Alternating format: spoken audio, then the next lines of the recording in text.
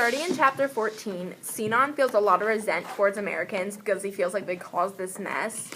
And Ahmet and his family died, which was Sinan's brother-in-law, and Sinan had to identify their bodies. And then a shepherd lets Sinan kill one of his sheep for food. And Sinan also thanks the American man Marcus because Marcus's wife died saving Ishmael. And Marcus insists that Sinan bring his family to get food, shelter, and care from the American relief workers.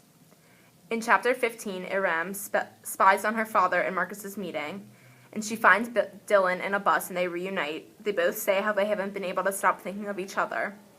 And Iram sneaks back to her tent, and there she finds her parents huddled over Ishmael because he has an infected wound.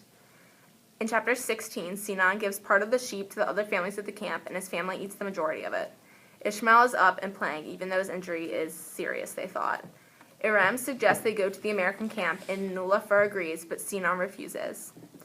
In chapter 17, Sinan is having a really hard time finding a job ever since the grocery store crumbled. And an acquaintance and former customer of his, Kemal, finds Sinan a job with Kemal's cousin. And this job is carrying televisions on his back to the electronics store. And it's really hard and painful for Sinan, but he has to make a living. In chapter 18, it takes Sinan 3 hours to get home from his new job. Marcus comes to their tent with Dylan, and Marcus wants to speak to Ishmael. Dylan is unfriendly and won't make eye contact when meeting Sinan. Marcus asks Ishmael about Ishmael being with his wife before she died. Ishmael talks about it, and it makes Dylan angry and upset. Sinan feels a bond now with Marcus, a bond he is unsure that he wants. In chapter 19, Iram pretends she has to go to the bathroom so she can leave the tent and comfort Dylan, and her dad saw her comforting him. In chapter 20, Sinan and Nulafur have differing opinions about moving down to the American camp. Sinan doesn't want to, but Nulafur does. Sinan is so afraid of accepting American help because of what happened to his father and what his father would think. In chapter 21, Aslan Bey, Sinan's boss, discovers that Sinan has an injured leg and he isn't happy about it. He gives him a certain quota he has to meet for the day, and if he doesn't meet it, he's fired. On one of the rounds of carrying televisions that day, the crowd gets frantic, causing Sinan to trip, drop the TVs, and hurt his leg even more. He realizes at that moment that he has to quit this job and leave now. Marcus helps Sinan back to his tent and treats his foot, and once again, Marcus urges Sinan to move to the American camp. Okay, and this next part is starting part 2. In chapter 22, Iram is walking with her mother, and she stops to spend time with Dilek and Ais as they are playing jump rope. Iram secretly loves all the freedom she has now that the earthquake has happened. And Iram goes to a small private beach, and Dylan shows up. They talk about Iram dressing conservatively, and Dylan lets her listen to his music. They leave when a man shows up at the beach. In chapter 23, Sinan wakes up after sleeping for 18 hours. He remembers that he's living in the American camp now. Nulafur gets Sinan breakfast, and she is so impressed by all the delicious food that the Americans have.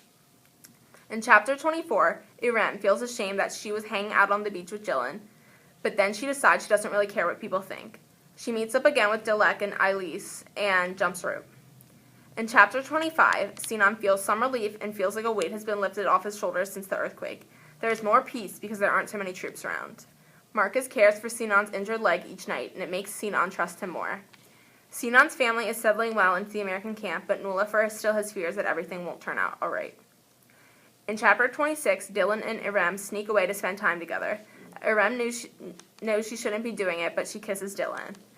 One night, Iram is going to meet Dylan again, and she trips and almost falls, but a creepy man helps her up and then kisses her.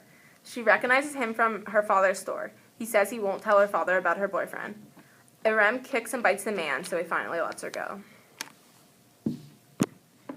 Okay, so we're going to rhetorically analyze a paragraph from chapter 24 about Iram, how she walked back to the camp, and she was barefoot, and she wasn't really caring that she was missing dinner, and she jumped rope with her friends. So we're going to talk about some aspects of that. So, the intention of this is to, show the reader that, Dylan is changing Iram. She started out being, this, girl who lived with her family, and she was very modest and didn't take off her shoes. That was a big deal. So, she first takes off her shoes, and that shows that she's starting to realize what freedom's like. This is, kind of her teenage rebellion phase, and we can relate to it, so it has pathos there, and I think with a jump rope, it's showing that she's actually getting to be sort of like a kid for the first time, because before then she'd been under pretty strict control by her parents and by her culture. I feel like she's like starting to be like how like Ishmael is, because like he's been able to be a kid, and like even at the beginning Sinan was like, we should have done this a while ago, like he shouldn't be this much of a kid, you know, like with the Absolutely. like the circumcision and Yeah. everything. So I feel like the roles are kind of shifting a little, like I don't know, because we haven't really heard much from Ishmael, but I feel like maybe it might shift a little bit. And it's also her finally getting her chance to, like, give her, not her opinion on things, but, like, have some choice in matters where she hasn't had that in the past. She's been very restricted in her dress and her actions. But the earthquake's kind of been a good thing for her because she's gotten more choice in life. Definitely, yeah. Okay, so as for the style of these couple paragraphs, it's very descriptive. It talks about bushes crowded the sand and thorns stuck between her toes, and it talks about it, like it's very descriptive. So it's imagery, like it gives us a sense of image of where she was on the beach and what like how the action was with the jump rope. It says like pressed into the raw skin of her heels and the soft balls of her feet, and like how her heart's beating. It's very detailed and yeah. And the tone became kind of a tone of, like, not necessarily indifference, but more of, like, a carefree tone because she realized she no longer really cared what people thought of her, like her parents, her peers. She realized it was kind of, as a teenager, she needed to start thinking for herself and making her own decisions. Definitely. Yeah.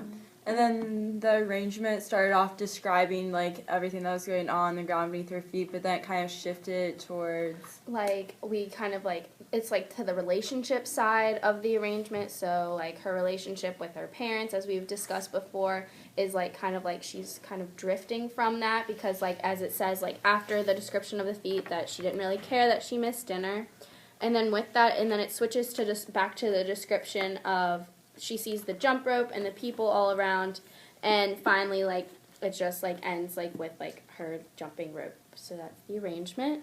Okay, one of the themes I noticed were the cultural, religious background of the different characters. Derek, and Elise were examples of like a more, I think they called him secularist, as like a less strict, more modern background, cultural. So they could show their feet, they could jump rope, and they wouldn't feel bad. And versus Iram and the family, who were more strict Muslims, very modest, and goes through the whole beach scene with Dylan and Iram, where Dylan's obviously American, so he's completely different cultural background, and he kind of makes fun of her a little bit about why they can't show ankles, like he can control himself, but she doesn't know that because that's not the culture that her dad raised her in. So. And because of, like, her friends being secularist versus her being modest, you can really see how she's starting to change because she's met Dylan, because you can see what her friends were doing before that she wouldn't do, but now she's starting to participate in those events because of how Dylan's, like, changing her. And going off of that, another theme kind of that tied into that was, like, a coming of age, that idea, because she was finally starting to become, like, a typical teenager in some aspects, which she hadn't gotten to be before the earthquake. So kind of finding her place in the world, finding her love, that was part of it. And, like, with that, I think her dad's aversion to, like, the American lifestyle and everything like that kind of draws her more towards it and pushes her to act like that. With the I think that her taking off her shoes is definitely like symbolic of some of her growing as a person, like sort of moving away from the cultural background she's been raised in. Yes, also, I feel like going off the coming of age, like, because the camp is providing, like, the meals for them, and she doesn't have to, like, spend that time that she would, so now she does have time to, like, be a kid, but, like, that is also, like, kind of hurting, Sinan, because he's, like, it's, like, totally changing everything for him. Yeah, I think that's a whole nother aspect of this section is Sinan and his like mental differences that are coming with having to let go of his pride and letting the American help him, and going to the tent is a whole situation that happens in the beginning. He didn't want to do it. But it's something that he's been going through, and it's like a transition for him. Another theme that I sort of noticed was kind of like a little bit of family tension and favoritism. Definitely after the earthquake, when they were so concerned about Ishmael, and like Iram was kind of just like thrown in, like they didn't care about her well-being as much. Like that kind of showed the favoritism. That sort of is also part of the culture, which was another one of the themes we talked about. Definitely, because like I just feel like Iram was like meant to like she like took on the mother role when Ishmael was gone because her mom was so distraught. But however, if she was the one who was missing, I don't feel like her mom would have gone as crazy as she did when Ishmael was gone. I agree. Yeah.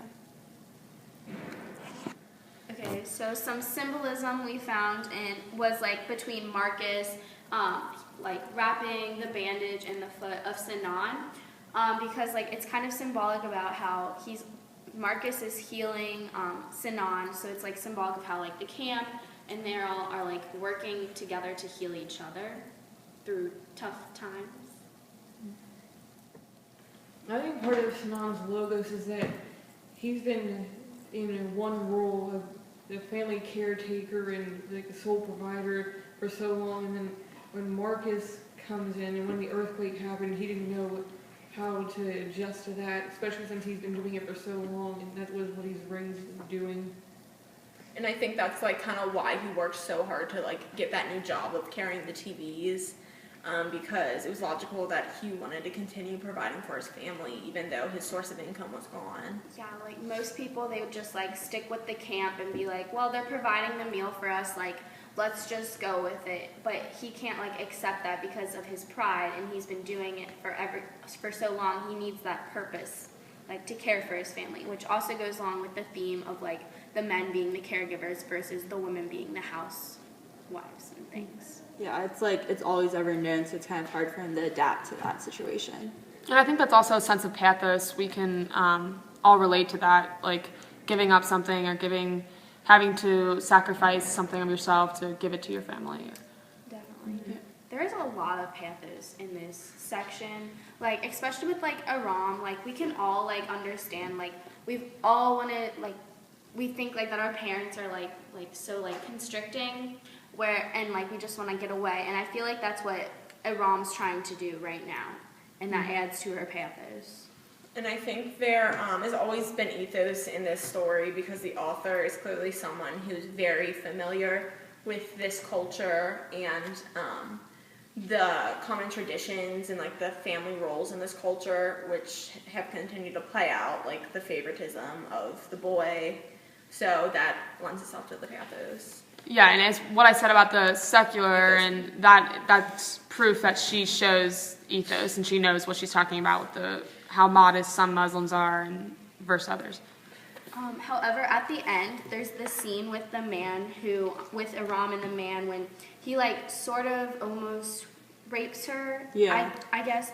Well, like I feel like when she came back to the tent and she didn't tell her mom about anything, she just kind of kept it to herself. I think that's also like adding like there's still modesty. Like there's still things that these families don't talk about because it's not the right thing. Yeah, that's just something that in their culture that is probably something that a lot of shame is surrounding that. So Going off of that, I think that there's also a cultural aspect. I mean, even here of it being like you should be really modest, or like guys will be distracted, or like guys will try to do stuff like that.